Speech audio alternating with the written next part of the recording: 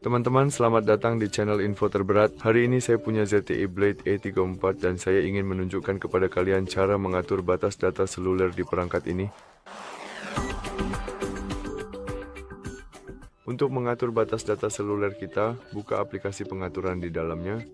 Cari opsi pertama, yaitu jaringan dan internet, dan di sana kita harus mengetuk jaringan seluler kita, di mana kita memiliki peringatan dan batas data.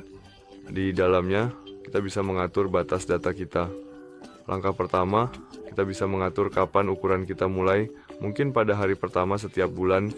Dengan begitu, kita bisa menghidupkan saklar. Kita bisa menghidupkan atau mematikan peringatan data dan mengaturnya dalam angka custom megabyte atau gigabyte sesuai kebutuhan dan preferensi. Sama halnya dengan batas data, kita bisa menghidupkannya, konfirmasi dengan OK, dan mengaturnya dengan cara yang sama. Terima kasih telah menonton, selamat tinggal.